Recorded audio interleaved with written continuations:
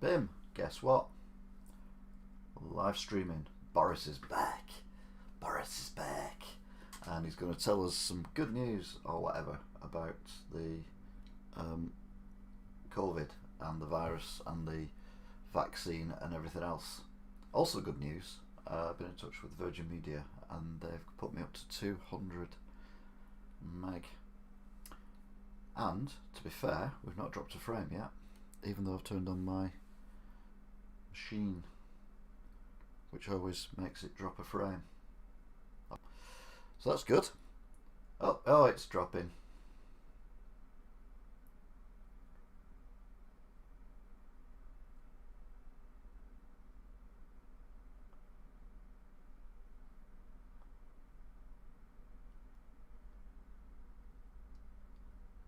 Just when it switch on my tablet, it just goes mental. Oh well, so much for that. It's like Virgin Media are going to get kicked into touch. I've got 2 weeks to change my mind.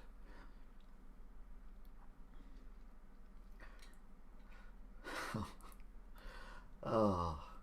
So yeah, as predicted, the figures are looking particularly bad from Christmas as we start playing catch up for everything that went on at Christmas, and of course that's going to go on for a while because people won't have just done Christmas Day, they'll have gone round to friends and relatives all the way through to at least New Year. So yeah, not good. Good news is though, it's working.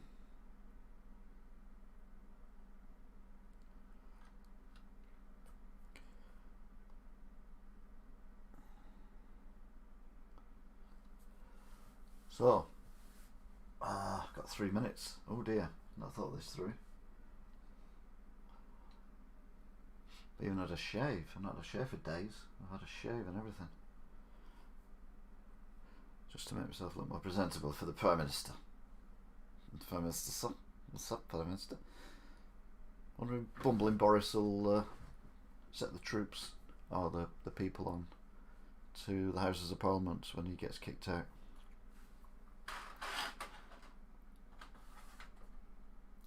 Probably not. So yeah, if you just joined us, we're waiting for the Boris Downing Street press briefing, which is scheduled for 5 o'clock. It is currently 2 minutes to 5, and we're going to be having a look at what they're going to say, and also panic a little bit as well, because we like a good panic. I like a good panic, Adam. I'm from Manchester. I like a good panic. So, frame drop is only when I turn on the tablet, which I can't quite figure out, but anyway.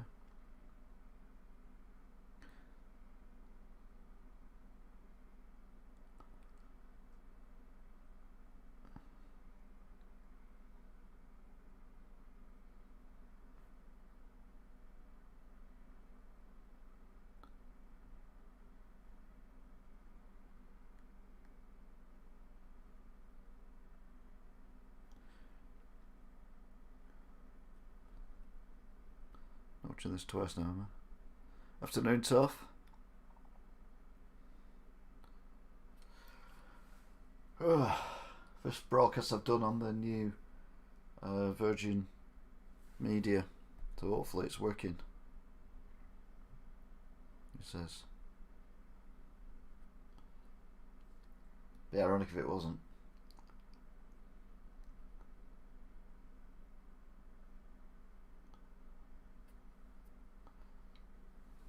I think it is. I think we're alright. I think we're good to go. Which is good because Boris will be popping up any time now and see what bumbling Boris has got to say this time. Oh, I thought that was it then. I'm watching the screensaver, for want of a better description at the moment. But we're not quite there yet. So, bumbling Boris. Oh.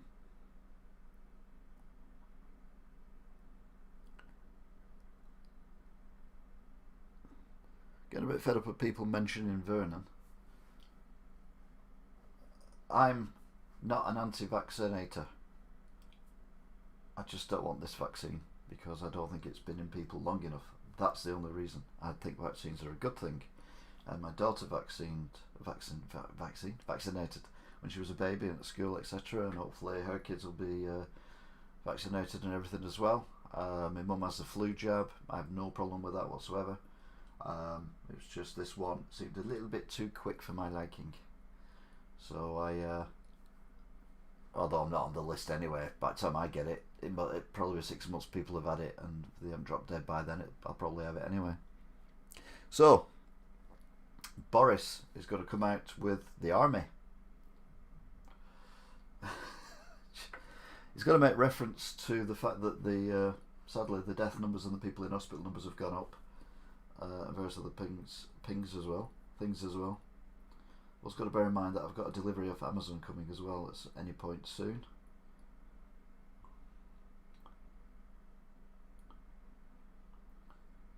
It's not on the map yet though, so we're alright.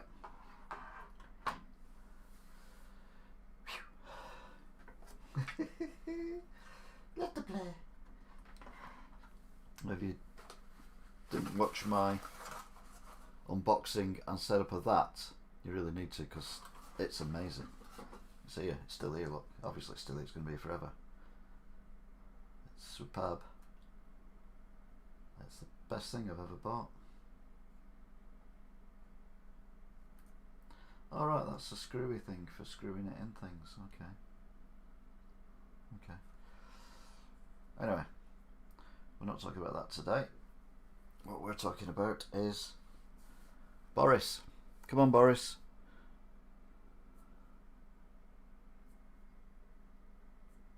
Well, you can't vaccinate everyone every 6 months. I've also banned everyone who was going on about Vernon. So I expect a lot more dislikes when they realise that they can't type anything. But being brainwashed by an idiot. I mean, I'm an idiot, but I don't try and brainwash you. I just put my thoughts out there and then you decide yourself.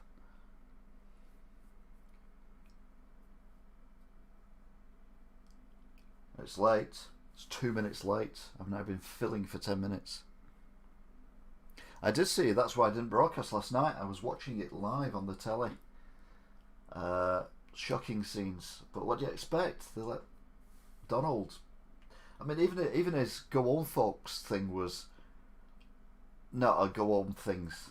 There's the army. I told you the army were there. Anyway, let's get serious. I want to get delirious. Let's listen to Boris now. Good afternoon. Today I'm joined by Sir Simon Stevens, Chief Executive of NHS England, and Brigadier Phil Prosser, who is Commander of Military Support to the vaccine delivery programme across our United Kingdom. Bloody hell.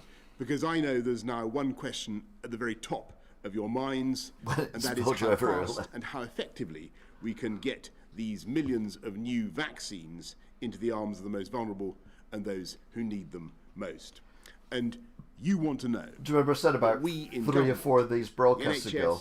The armed forces, what I wanted Boris to do was to rip off that front where it said hand, space, to say stay at home, protect the NHS, save lives. And I believe that with the country once again in right. lockdown, and all the difficulties that means for you, for your family, for students, for education, for your businesses, and of course with the tragic number of deaths that we're seeing and that we've seen today, you have a right to understand exactly how we're cracking this problem and how the national vaccine effort is progressing. And you rightly want to know how we're going to reach the target that I set out earlier this week of offering a slot for vaccination by 15th of February for everyone in those key groups identified by the Joint Committee on Vaccination and Immunisation.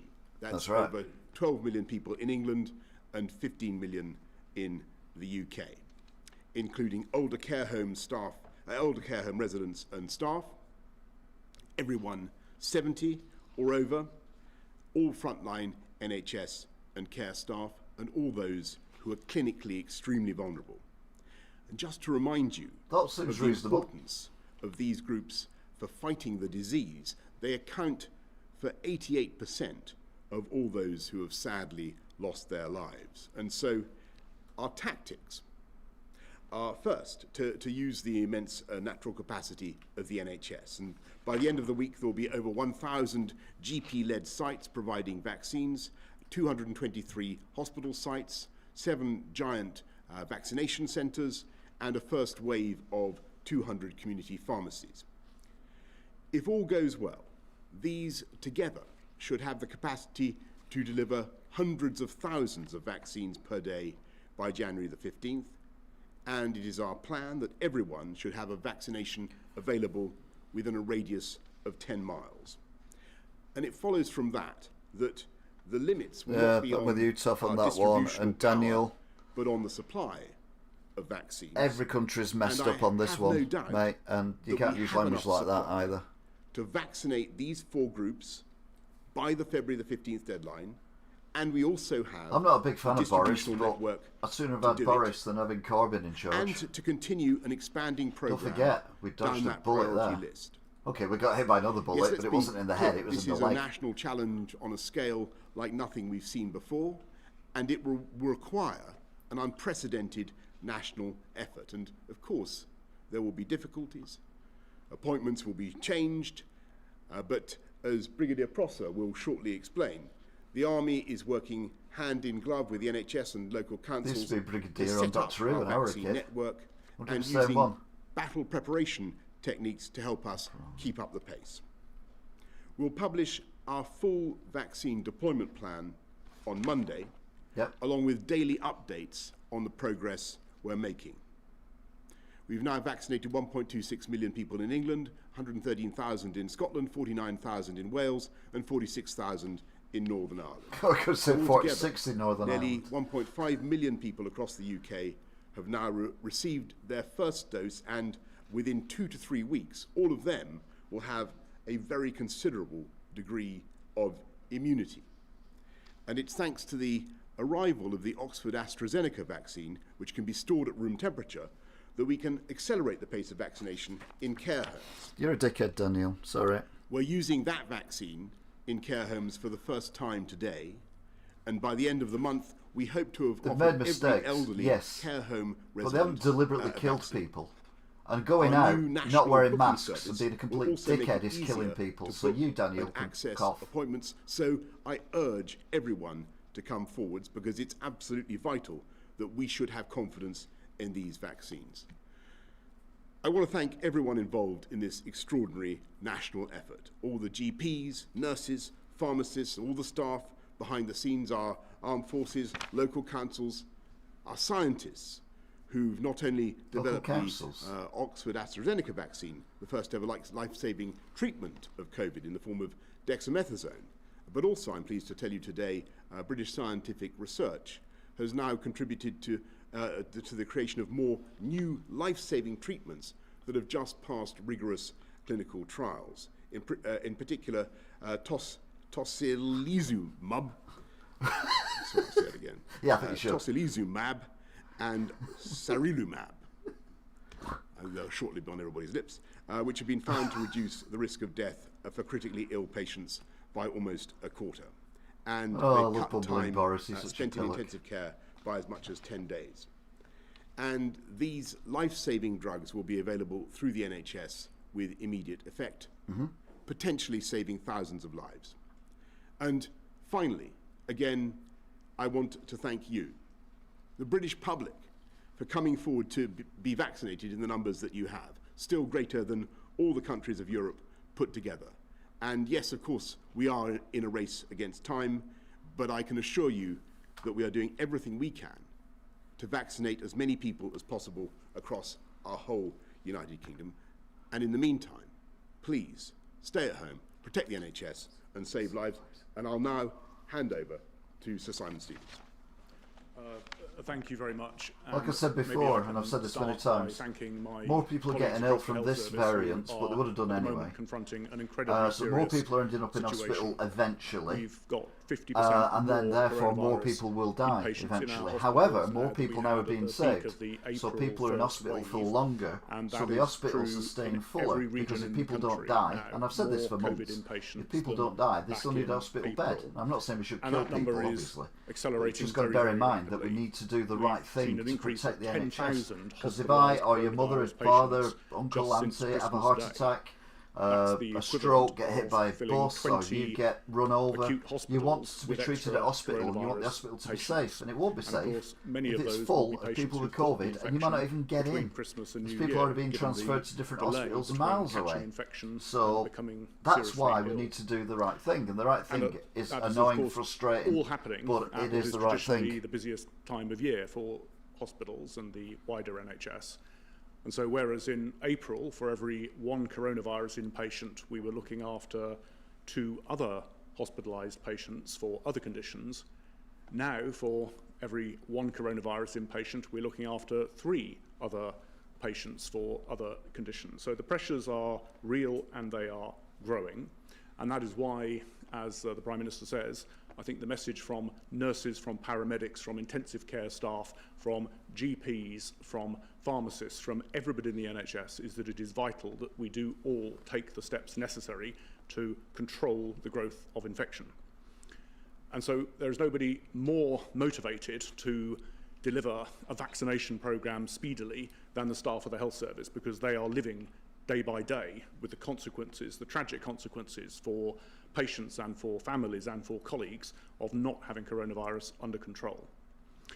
And so the Prime Minister has set this very challenging but hugely important goal that we are able to offer the COVID vaccine to everybody aged 70 and above, as well as patients who are clinically extremely vulnerable and the health and care staff who look after them by the 15th of February.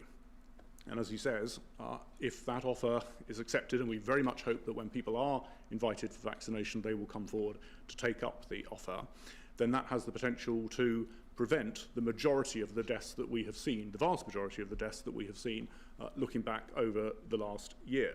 Mm-hmm. I think it's fair to say that sense, we have made a strong start on the coronavirus it's frustrating for vaccination everyone. You look programme at Germany in this country. As the at Prime moment. Minister says, 4 times more people Spain, vaccinated here than in Germany. even Australia, 300 times more the than Isle in of Man. France.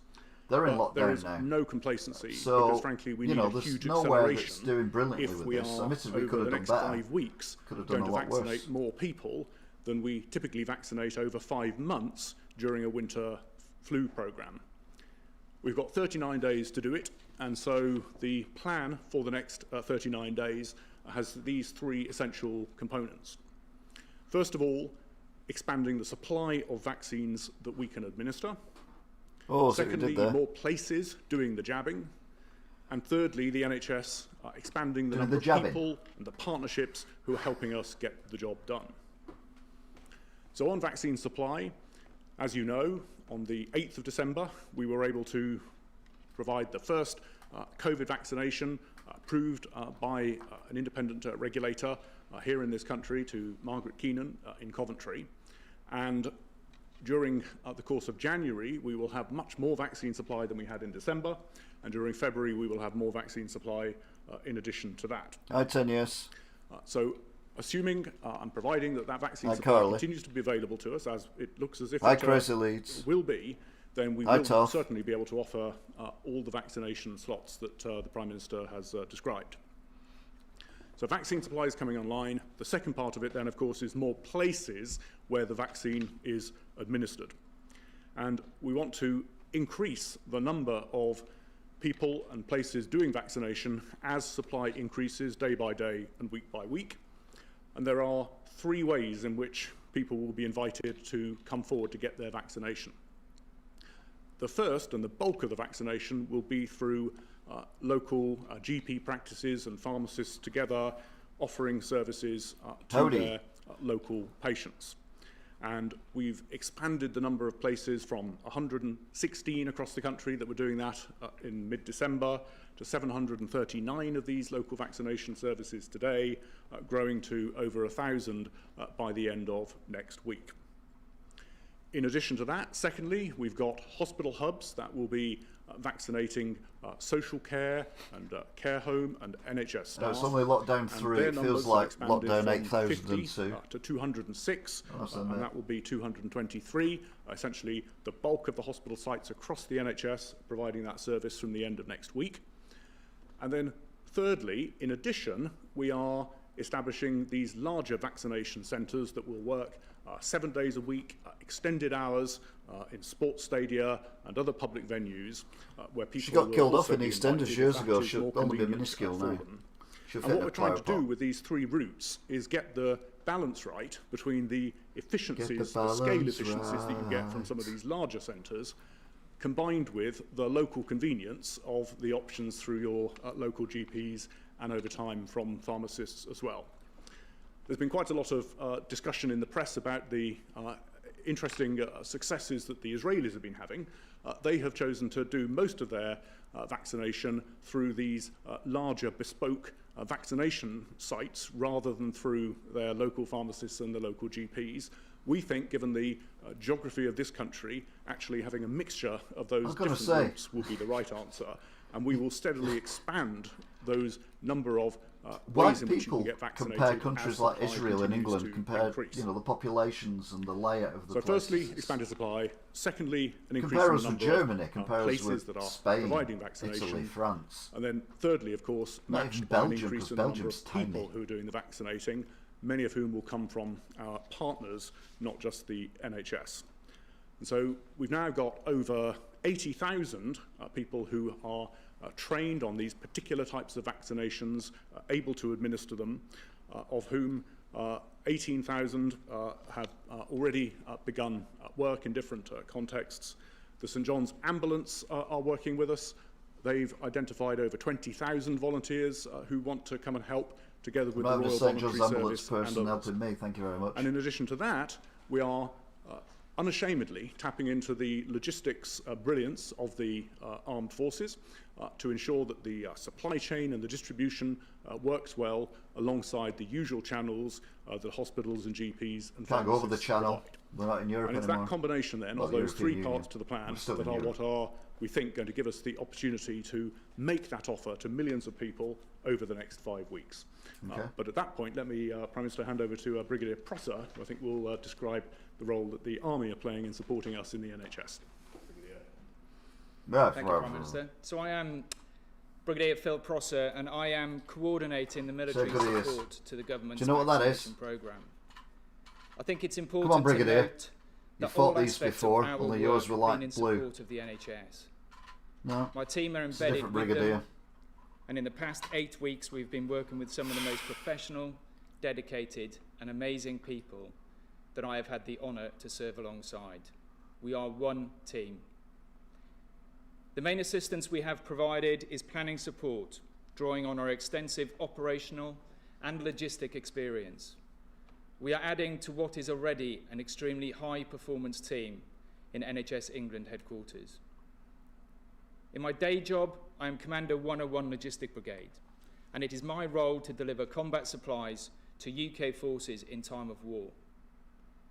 My team are used to complexity and building supply chains at speed in the most arduous and challenging conditions. He's not used to talking to cameras though, is he? The military uses 3 steps to plan and deliver complex operations. First, we analyse the situation and the mission. We then identify choices to select the best plan. And then we execute that plan at pace. In this case, the mission is to support the NHS in delivering the maximum amount of vaccine to minimise the number of infections and deaths as quickly and as safely as possible. Yeah. We have worked shoulder to shoulder with the exceptional NHS team, sharing clinical and logistical analysis. The plan has many challenges which are difficult to balance. We need to make sure every one of you has equal access to the vaccine, no matter where you are in England. We need to be mobile enough to access those clinically vulnerable in care homes. The plan is reliant on Pfizer storage down to -75 degrees, and it must be flexible enough to allow us to adapt to changes as the situation evolves. She won't stop talking about it for a month. The plan needs to be agile. We aim to deliver vaccine as soon after it is supplied as possible, not leaving vast quantities in the warehouse. It needs to be in arms, not on shelves. An added complexity is that this all takes place against the backdrop of a global pandemic and the logistical and workforce challenges this brings. Well, obviously, that's why we're doing The it. final phase is to execute the plan. Our aim is to deliver operational excellence. Working with the NHS, we use techniques tried and tested on previous operations in the UK and abroad to deliver command and control to the activity on the ground, ensuring performance targets are met and resources are allocated to where they are needed most. A vaccination programme of this scale has not been done before, and we are learning as we go. Yeah, obviously. In the event it is required, we also have 21 vaccination quick reaction force teams made up of 6 military healthcare experts able to Boris deploy with those anywhere 2 in England at drugs short earlier. notice. I have found this logistic operation to be unparalleled in its scale and complexity, and I say this having served on operations around the world. To give you some impression of the work that has been done, in the 30 days this programme has been in operation, we have delivered 1.26 million doses of vaccine, hundreds of millions of consumable items, and established 769 sites. That's the equivalent to setting up a major supermarket chain in less than a month.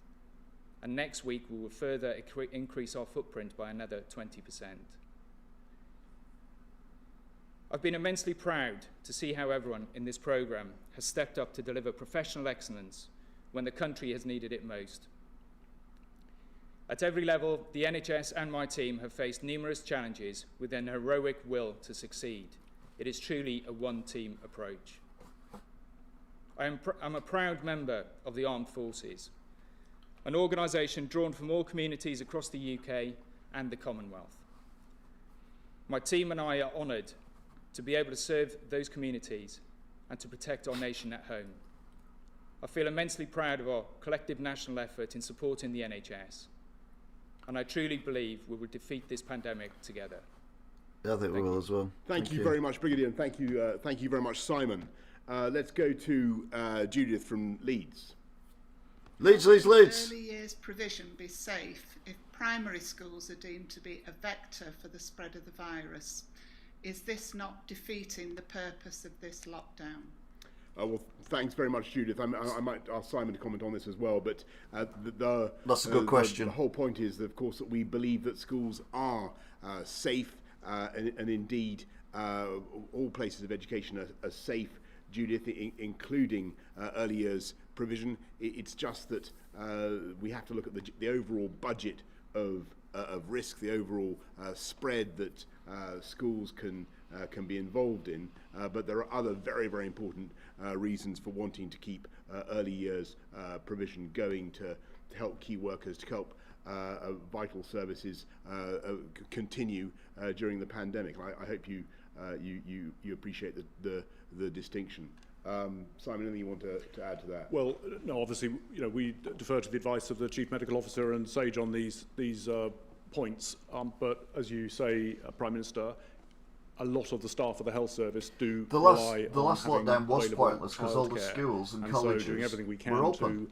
To keep this lockdown schools makes and more sense early years because education they are closed. Safe, nevertheless, enable people to continue to come to work as a critical care nurse or as a junior doctor. That is hugely important to the NHS's effort as well. Thanks a lot. Let's go to Stephen from Sheffield. University students have been Leeds. to not return to rented term time addresses and have not received anywhere near the same quality of service that they would have received if it were not for the pandemic. Can the government outline then the ways that it intends to support university students over the coming weeks? Thanks very much, Stephen. Is he allowed to wear a shirt with a name on it? And why is his room yellow? Few days, and I think that we need to look very hard at the deal that students are getting, Stephen, and we need to see if what more we can do, frankly, to support students and to help them in what has been a very, very difficult time. And of course, at the moment they're not able to go back to their universities except for very, very few key practical courses, and I know how frustrating that is, and I know the financial frustrations that entails. And I can tell you, Stephen, that we're looking at that now, and you'll be hearing more about that from the Education Secretary. Let's go to useless, isn't he? Alex Forsyth of the BBC. He's the Many thanks. Education Before coming on to Secretary. COVID, I'd just like to ask about the events in the US. Prime Minister, was Donald Trump responsible for inciting the He's not crowd going to answer that, is to he? the Capitol? And on COVID, you've set some pretty ambitious targets for your vaccination programme. How confident are you that this time you can deliver on your promises? And how close now is the race between the vaccine and the virus? Well, thanks very much, Alex. Look, on the United States, I just want to, and the election, I want to say that all my life, America has stood for some very important things, an idea of freedom and an idea of democracy. And as you suggest, even longer than your life, to be fair. He encouraged people to storm the Capitol, and insofar as the president consistently has cast doubt on the outcome of a free and fair election, I believe that was completely wrong. I think what President Trump has been saying about that has been... He's trying to win brownie points wrong, with Biden, isn't he? Because Biden doesn't like him. Encouraging Boris, people to or the behave UK. in the disgraceful way that they did in the Capitol. And all I can say is I'm very pleased that the President-elect has now been duly confirmed in office, and that democracy has prevailed. And on your second question, Alex, he said more than I thought he was going to say. To be fair, fair play. We're going to go at it flat out. But there's hidden agenda there, isn't there? We will do everything we possibly can to achieve this. And the purpose of this press conference today is just to give you a chance and to give the public a chance to see a little bit more of the working, a little bit more of the detail. But that's just the beginning. You'll be hearing more on Monday from Matt Hancock about the exact plan and how we are going to get to that target by the 15th of February. Figure it out? Those first four groups of the Joint Committee of Vaccination and Immunisation, and I think it was very important to stress what Simon said, that you can make a huge difference if you reach all those groups, but we do depend on people coming forward. And I really do urge people, when you get notification, when you get a message from the NHS, from your doctor saying that you're eligible for a vaccine, please take it. Yes. Can you go to Emily Morgan of ITV? ITV. Thank you, Prime Minister. I wonder if you can tell us in the clearest possible terms why it is that GPs aren't getting regular supplies of the vaccine, and because why they haven't made don't enough know yet. when their next delivery is going to be. Well, I will hand over to Simon to try to go into what the GPs may or may not be getting today. But to the best of my knowledge, we are rolling out supplies of both vaccines to to GP surgeries, and as I said earlier, just now, by the end of next week there will be roughly 1,000 GP primary care network vaccine distribution. It doesn't matter how big a distribution centre is, if the people can't make the vaccine quick enough. Huge vaccination centres, big vaccination centres, and 200 first wave of 200 community pharmacies. So there's a big network. The supply is being rolled out. But I think what I won't hide from you, Emily, is that, of course, in the early phases, there's going to be lumpiness and bumpiness in the distribution. I like lumpiness and bumpiness. Today, it may be that some GPs aren't getting the consignments that they expected. I know that other GPs, I certainly know from first-hand experience, that other GPs are doing an incredible job of getting those jabs into people's arms. But Simon, is there anything you want to say in more detail about what GPs can expect? I think that's right. I mean, look, today is the first day in which it was last night that approval was given to start using the AstraZeneca vaccine, the Oxford AstraZeneca vaccine in GP local vaccination services. And so that vaccine is being distributed today, tomorrow, the weekend to practices to get going. look, there will be bumps along the road. This is a programme that each day will be delivering to more than 1,000 different locations, with hundreds of thousands of people getting jabbed by the time we've got that expanded supply available each day. So there will be, and you will hear in the media from those people who, where there's an issue has arisen, perfectly fair enough. What you won't hear from, of course, are the other, 98% of practices or locations where it's all working smoothly. So I think we just got to have a... That's a good point, actually. People are more likely to complain than they are to say gathering around nice to things. get this thing done as a Bad big news team travels effort, 10 times quicker rather than than good a news. sort of poking and a prodding. And that's the spirit I know that the whole of the NHS is mobilising around. Thanks very much, Simon. Thanks, Emily. Victoria McDonald, Channel 4. I think the bumps would be Thank very you, Prime dangerous for Minister. the vaccine. Many of the patients in hospital right now with COVID will have been infected before Christmas. Do you now regret not locking down earlier? And can I also ask, there is a lot of concern amongst NHS she's on a time delay. People out there who do not believe this is happening. See the guy walk past, there you go. Fake news. Time and delay. That hospitals are empty. What message do you have for them? Well, Where's Jon Snow anyway? Victoria, on the speed of the government's reaction, don't forget that I think we were told about the new variant and the way it was taking off on the 18th, and we went into the Tier 4 measures across a vast bulk of the country pretty much within the next 24 hours. And on the kind of people who stand outside hospitals and say COVID is a hoax and this kind of stuff, really, I do think they need to grow up. Agreed. I think you heard eloquently now from the head of NHS England the pressure the NHS is under, and we've all got to do our bit responsibly to protect it. And for a lot of us, that means making sure, the vast majority of the country, that means making sure we stay at home and protect the NHS. For people who are getting invited to get a vaccine, go and get the jab. Yeah, anti-vaxxers. Just add to that, let's just be completely straightforward about it. When people say that, it is a lie. If you sneak into a hospital in an empty corridor at 9 o'clock at night and film that particular corridor and then stick it up on social media and say, this proves the hospitals are empty, the whole thing is a hoax, you are not only responsible for potentially changing behaviour that will kill people, but it is an insult to the nurse coming home from 12 hours in critical care, having worked her guts out under the most demanding and trying of circumstances. Or his guts. There is nothing more demoralising than having that kind of nonsense spouted when it is most obviously untrue.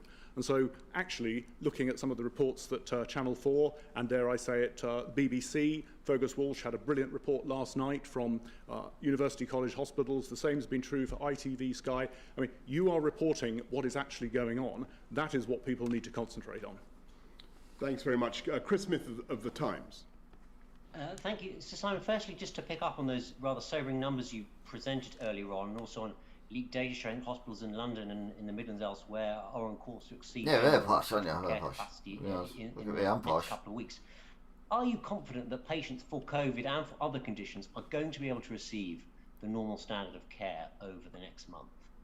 And on vaccination, I want to pick up on the distinction being drawn in the government's vaccination pledge between offering vaccination to the 4 priority groups and actually vaccinating them. So Simon, do you have any estimates of uptake so far? And Prime Minister, can you make the additional commitment not just to offer the vaccine, but even if it means moving on to younger age group to have actually vaccinated more than 13 million people by February the 15th? Okay. Well, shall I start? Go on, yes. Shall I take those in reverse then, Chris? So on the first point, obviously vaccination is voluntary, so we take them in reverse on the first point. Be right to require that all of those eligible in this first phase take up the offer. But I think the evidence from that's this a sad year's case there, Carly. But sadly, program it'll also is weed that out the uptake family is and likely friends to be as well. high. Over 80% of people aged 65 and over have taken up the flu jab this year. That's up by 10 percentage points on last year. And as I think I previously discussed, having flu and COVID at the same time significantly increases your risk of death. So I think people have heard that message and we're finding a very good response when people are invited to come forward that they will do so.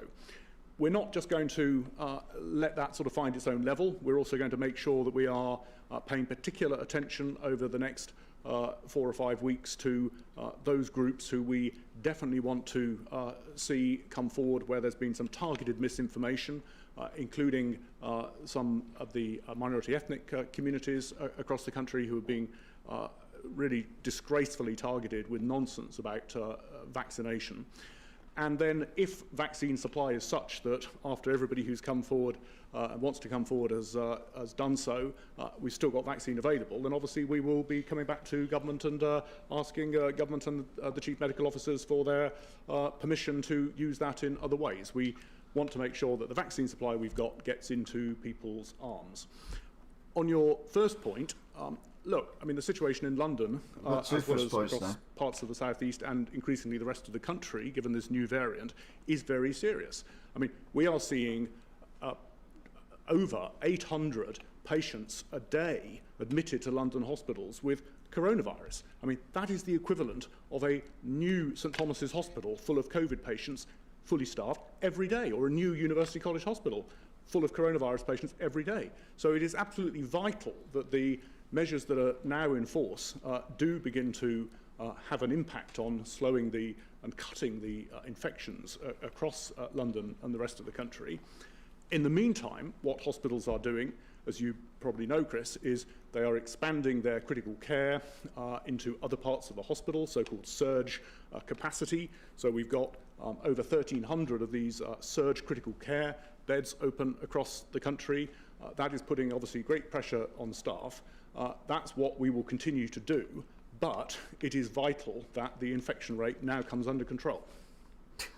And Chris, you're asking whether we can do more than 13 million and whether we can or more than 50 million, or whether we can exceed the target, I think is what you said. And I want to stress this is a very challenging, stretching target, as I think that Simon said right at the beginning. But I think it's vital for us in government to set ourselves the most difficult possible targets that we think we can conceivably achieve, because I know that's what you in the public will want us to be doing right now. This is everybody's in lockdown. As everybody can see, the NHS is under extreme pressure already.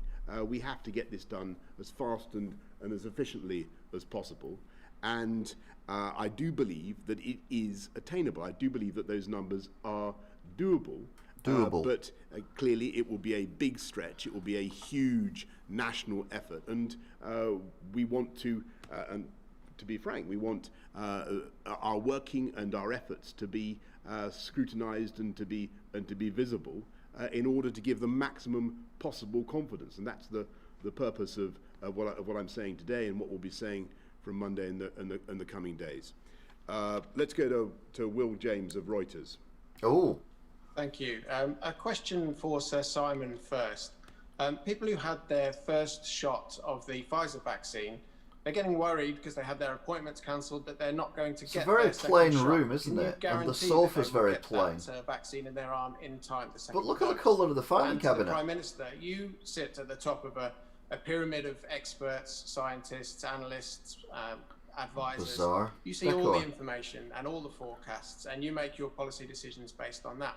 The people don't see that information, but they want to be able to judge how bad things are going to get, and they want to be able to judge your performance, your government's performance against that target. So based on the decisions that you've made, what is your expectation of the overall toll of this virus come the spring? Okay, well, on the first question, well, the answer is a very straightforward one, which is yes, people will get their second jabs, whether that's Pfizer or AstraZeneca. As you know, the health service has been asked, following the medical advice from the independent regulator, the Joint Committee on Vaccinations and Immunisations, and the chief medical officers, to put the optimal gap between having your first dose and your second dose, so within 12 weeks, because the data from the Pfizer jab shows that after 12 days, you've got perhaps 90% plus of the benefit anyway. And as a result, it means that we're able to offer vaccination to many more people, twice as many people, with that Pfizer dosing over the next several weeks. And so, just to make it personal, and I haven't actually asked my mum whether she minds me saying this, but my parents are both in their 80s, neither of whom have yet been offered the jab. As a consequence of doing this, both my mum and my dad will be able to get a first dose, whereas had we not done this, it would just have been one or the other. And on your question about the overall toll, well, I can't give you that number. What I can say is it will be tragically far too high, though every death is a tragedy. We mourn every person we lose in this pandemic, but the number will depend, of course, on how successful we are in rolling out the vaccine program. Clearly, that will be one important thing for the arguments that you've heard, because of the arguments you've heard this afternoon. But also, perhaps even more importantly, it will depend on our continued ability to work together to stop transmission. And that is why we're having to do the measures that we are at the moment. So in a sense, it depends on all of us following the guidance protecting the NHS. That is the crucial thing. Let's go to Sophia Slay of the Evening Standard. That's a good answer, to be fair, because it is up to us. I'd like to pick up on some of Sir Simon's comments about London hospitals, which are pretty much staring into the abyss right now. They are described as being less than 2 weeks from being overwhelmed. I thought there's a light switch there. Best case scenario. Why was Otherwise, I'd wonder where she was. Stop us ending up here, and what are you doing right now to help the capital's hospitals? And my second question is for all of you, really. When the vaccine was announced last year, many people expected that they would soon be able to hug their elderly relatives again, and that care homes would be able to open their doors within weeks. Can you really spell out for us what the reality of the position is now? How long before grandma can be hugged? How long sounds like she's in a cupboard. Let residents have a day out with their families? Okay, well, on your first point, Sophia, the 4 chief medical officers for England and Wales and Scotland and Northern Ireland, they said on Monday that given the rising infections, particularly this new variant, quote, without further action, there is a material risk of the NHS in several areas being overwhelmed in the next 21 days, close quotes. That's why the risk level was raised, if you like. And we clearly are seeing that in London, which is why the London hospitals are expanding the number of beds they've got available. They're making use of the independent sector. The London NHS intends to open the London Nightingale next week, which also, by the way, will be being used as one of our large vaccination centres so that Londoners have the option of being vaccinated there. So I think there's no doubt that hospitals and indeed GPs, the London Ambulance Service, the entirety of the health service in London is mobilising to do everything it possibly can. But the infections, the rate of growth in admissions, that is what collectively the country's got to get under control.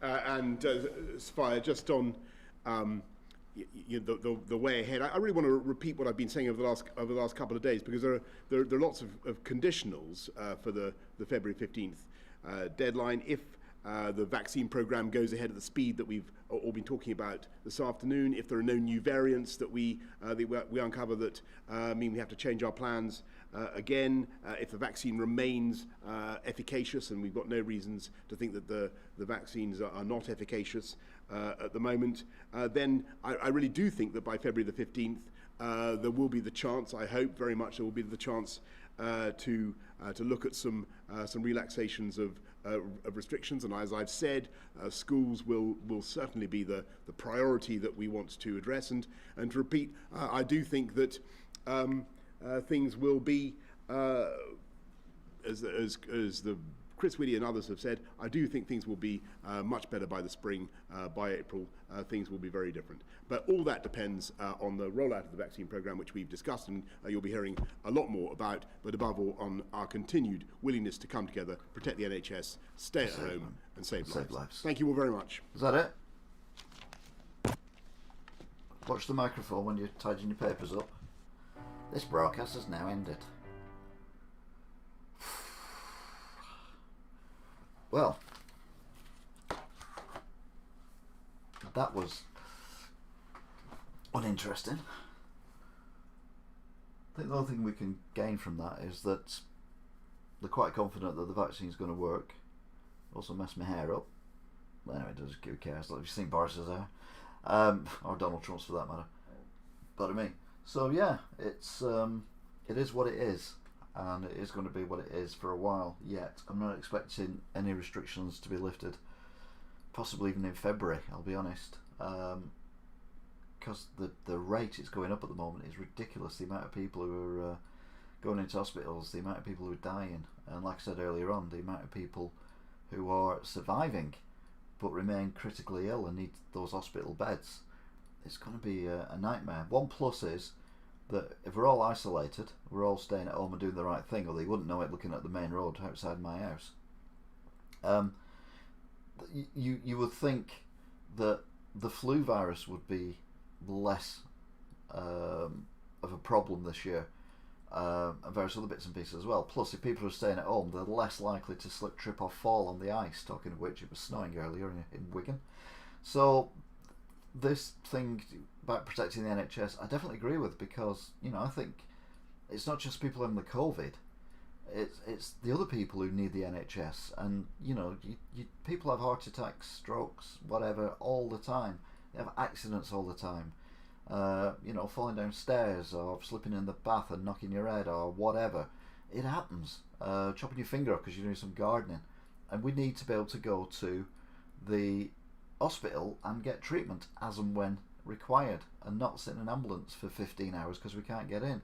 So it's not just a case of protecting the NHS for the sake of protecting the NHS from COVID. It's protecting the NHS so it can do its job for other people who need it. It's not just about people who've got COVID. And sadly, there are so many people who are saying it's not a thing, and saying it's all fake news and all that kind of gubbins, that it just makes the thing go on for longer. You know, we all knew that by the time winter came, it would go bad again. And that's a given. There was no way it wasn't going to do that. But what's worrying is, if you look at Australia, they're having issues now, and it's high summer in Australia. They've got bushfires going on and things like that, and they're getting COVID surges as well. So I was thinking summer might be a lot better, but I'm not exactly sure it's going to be. But we wait and see. I've been right so far. If you look at all my previous broadcasts that I've done on the politics and the vlogs and blogs, everything I've pretty much said has come true, sadly. But hopefully, you know, we will be able to move on and we'll get some kind of normality back again. Although I'm pretty sure 100% normality will not include